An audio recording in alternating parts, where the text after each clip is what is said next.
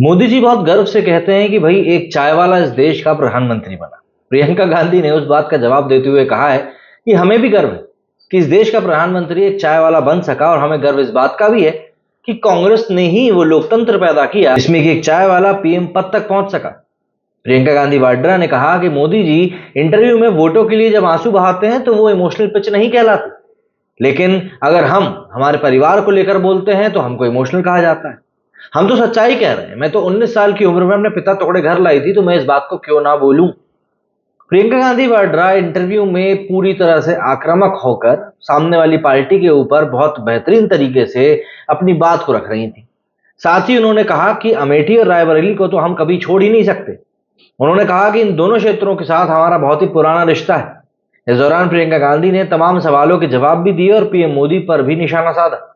लोकसभा चुनाव के 4 चरणों का मतदान संपन्न हो चुका है। बचे हुए 3 चरणों का चुनाव प्रचार जोरों पर है।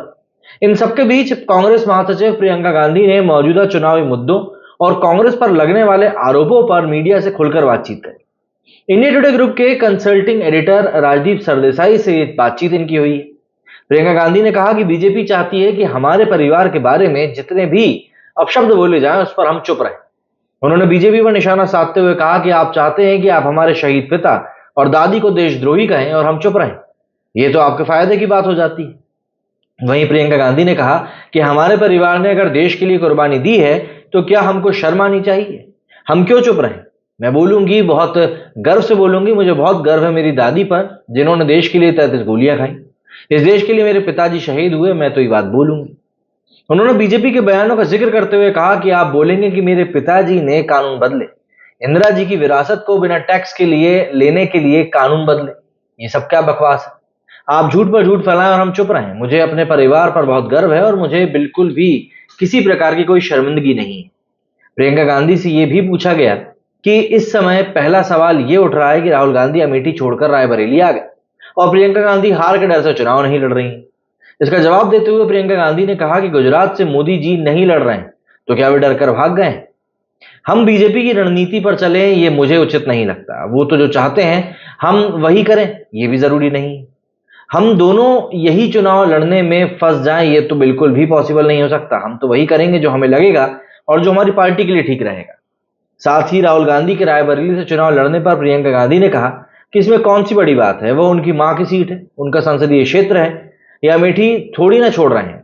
वहां किशोरीलाल शर्मा जी चुनाव लड़ रहे हैं, एक मजबूत प्रत्याशी हैं, चुनाव जीतेंगे। 40 साल से उन्होंने अमेठी की सेवा करी है, गांव गांव जानता है उनको। मेरे साथ कंधे से कंधा मिलाकर उन्होंने वहां पर काम किया है। छोड़ थोड़े ना है हम अमेठी को। अमेठी और रायबरेली को तो हम कभी छोड़ भी नहीं सकते। इन दोनों ही जगहों से हमारा सालों पुराना नाता है। आपको बता दूं कि इस बार सोनिया गांधी की पारंपरिक सीट रायबरेली से राहुल गांधी चुनाव लड़ रहे हैं और शुक्रवार को सोनिया गांधी ने रायबरेली में जनसभा को संबोधित किया था और इस दौरान उन्होंने कहा था कि मैं अपना बेटा आपको सौंप रही हूं, ये आपको निराश नहीं करेगा। अमेठी में 5वें चरण में 20 मई को वोटिंग होगी।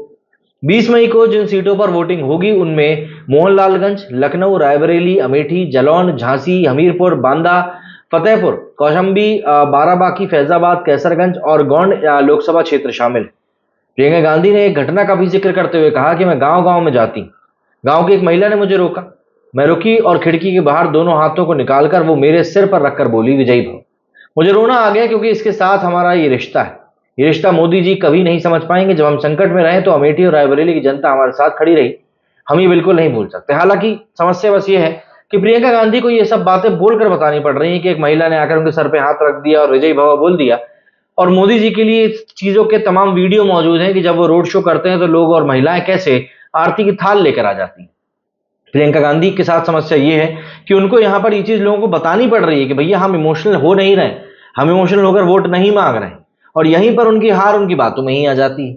जब आपको अपनी कही हुई बात को बोलने के बाद उस बात को एक्सप्लेन भी करना पड़ जाए, ये कुछ वैसा ही हो जाता है कि एक चुटकुला सुनाने के बाद आपको चुटकुला सुना समझाना पड़ जाए। मतलब उस बात का जो एसेंस रहता है वो पूरी तरीके से खत्म हो जाता है। अब यहां पर ये कह रही है कि राहुल गांधी जो है वो अमेठी से भागे नहीं है बल्कि वो रायबरेली से चुनाव लड़ रहे हैं। तो देखिए, सीधी सीधी सी बात यह है कि जब अमेठी राहुल गांधी का गढ़ था तो वो गढ़ टूट कैसे गया? किशोरीलाल को वहां से क्यों खड़ा करना पड़ गया?